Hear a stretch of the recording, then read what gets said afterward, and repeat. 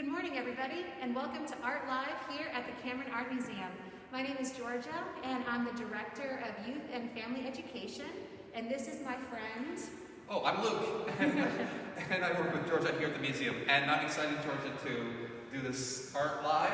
It's my first time doing this. Oh, great! So I'll follow your lead. We're going to look at a couple of artworks. Yes, we are, and this is only my second time, so bear with us, please. So the purpose of Art Live is to kind of get into the galleries and have different perspectives on artworks and let different people talk about why it speaks to them or their opinions or stories that an artwork might elicit. So Luke and I today have decided to each take turns talking about pieces in our She Persists exhibition that we're particularly fond of and to talk about why. So for those of you that haven't been to the Cameron Art Museum recently, we are in our Hughes Wing, which is a gorgeous gallery, and we're in our She Persists exhibition, which was in honor of the 19th Amendment, and it features the work of only female artists, and we have 100 different works in this one giant gallery. And the piece that I chose to talk about today is this one right next to me by Beverly Buchanan, and this one is called Family Treehouse. And I've loved Beverly Buchanan ever since I first saw her work years ago. I've worked at the museum for a long time. I've seen a lot of exhibitions come through. And several years ago, we had an exhibition that featured Beverly Buchanan's work, and many of her pieces are kind of these shacks, these small shacks that are constructed using found material and recycled pieces of wood, as in this example. And she is from the South, and she's inspired by when you're driving down a country road and you see old barns or old houses that are falling apart or parts of structures. And she was very fascinated by those and the stories that they might have. Old churches, there's this one road where I always see this one, it's like just a chimney from a structure. Everything else is gone, it's just the chimney, and it's my favorite thing. I get really excited every time I see it because your imagination just starts going with all the possibilities of the stories these homes can have. So that's why Beverly Buchanan's work has always spoken to me, because ever since I was a little girl, anytime I would see an old house like that or an old structure, I just had so many questions. What happened in that house? When did it fall into ruin? Is it going to stay like this? Does it just, continue to fall apart, or does somebody come in and try to make something of it? And I think what's great too about Beverly's work is that even though she was inspired by her area growing up in the South, this can speak to anywhere you live, because everywhere you go, as soon as you kind of get into more rural areas and in urban areas, there's always some kind of building or structure that is kind of ramshackle and falling apart. And when you just think about the stories they could tell, I'm very drawn to that, and that's why I'm very drawn to Beverly Buchanan's work. And I just ran my mouth, Luke, and I didn't interject at all. Georgia, you're talking about the stories you can see, so what are you seeing in this particular ramshackle hut that we have here? I will say, because of the title saying Family Treehouse, that definitely directed my thought process a little bit more than when I just see a house on the road with no background story. But when I hear Family Treehouse, I think of it being like a father putting together some kind of a fun little playhouse for his 3 or 4 children. For some reason I'm picturing 3 or 4 children. And that, it's a lot of children in that small house. Yeah. But when it was an active space, the kids running and playing in it, and then the family probably moves away, and maybe the next family doesn't have children, so it starts to fall in disrepair, and they don't have the time to take it down, and then it just winds up being something that's, on a property that's now vacated. So when I see this, I think of the memories of children from a long time ago playing. Got it. So it's not inhabited right now? No, in my mind it's been abandoned for a long time. What do you see, Luke? Well, can I tell you something that I just noticed that normally you would not want to have on an artwork in an art museum, but I think is really fitting here. I see 2 thin strands of what look like spider web. Oh, great. Oh, awesome. I'm back It's away. really funny. No, it's right there, right here. And oh gosh, that memes it's new. Oh, that's not good. So maybe we have a little resident who's come by. So it's come to life again. All right. Well, great.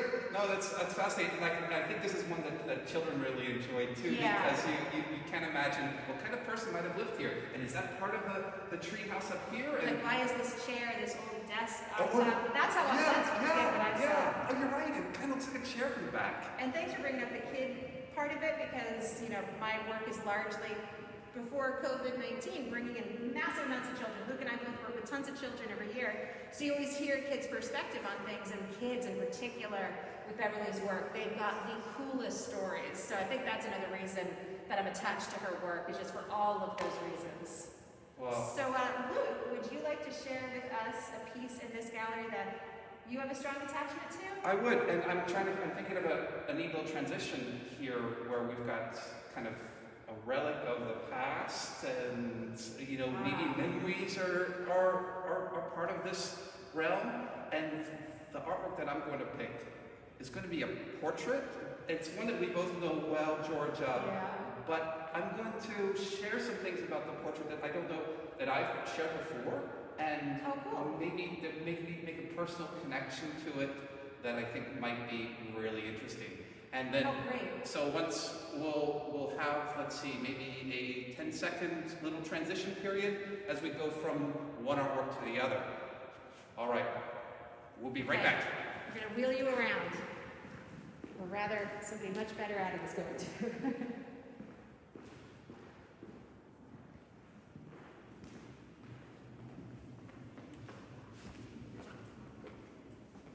Oh, there you are. Hey, are you still on? I think they're still on. Well, We'll okay. find out. You're still here, right? Good. So, you know this one well, Georgia. I do. And we know this. This is Mr. Paul Phillips.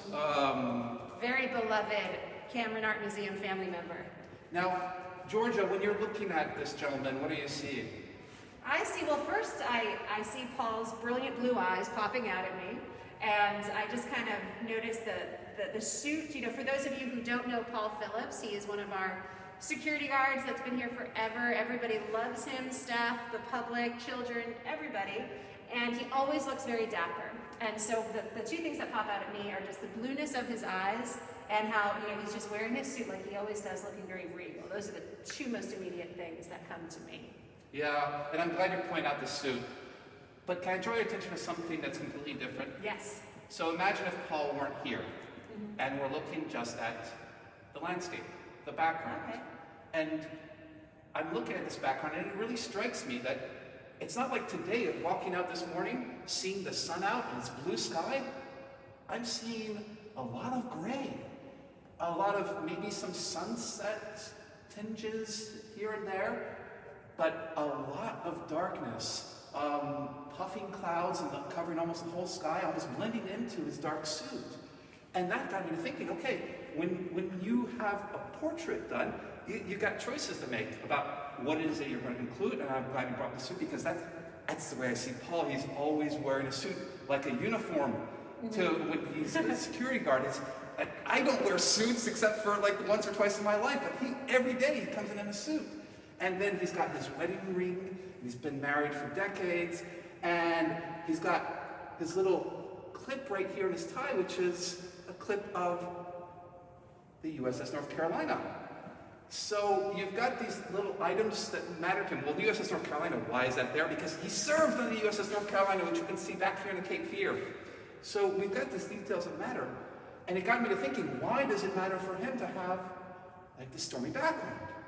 So that's something that I wish I could ask the artist about. That's a great point, and it's funny to me because I've looked at this painting so many times, and I've never consciously taken note of the weather or of the background image, because Paul just jumps out at me. So that's kind of interesting that I've never once given that any consideration. I've never really noticed it before. So I'm lucky enough to know Paul. I don't know him very well, but whenever I see a portrait, one thing I try to do is I try to find out a little bit about the biography and how the biography of the sitter is reflected in the portrait.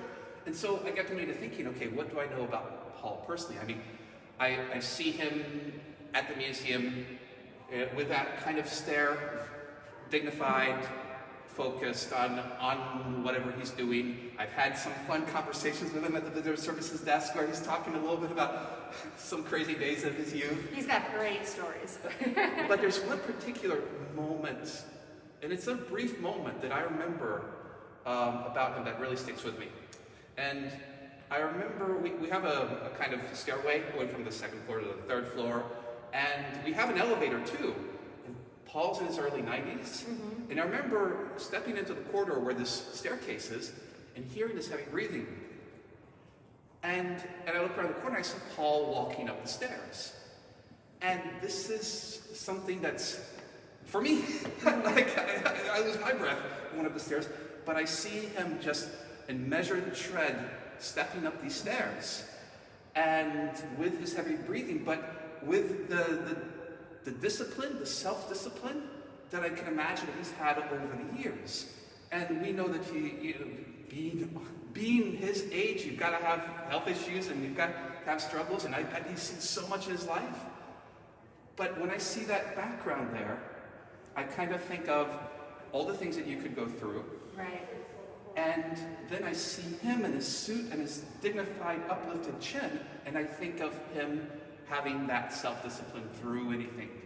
I love that. I think that's a really great way to look at it, because you make a lot of great points, and it's because that also is kind of why he pops out so much in this painting, is because of like the way he just holds himself, the way he is Paul all the time. All right, so Georgia, this is fun. This is great, Luke. Thank you for joining me, and thank you all for joining us as we just get the chance to come into the galleries and talk a bit about certain pieces that we're drawn to. Thank you to our docents who I know are watching today. We're really excited to have you join and soon be in the galleries talking about your favorite works of art. That's going to be really exciting to see. And we'll see you sometime soon. Thank you, everybody. Have a great day.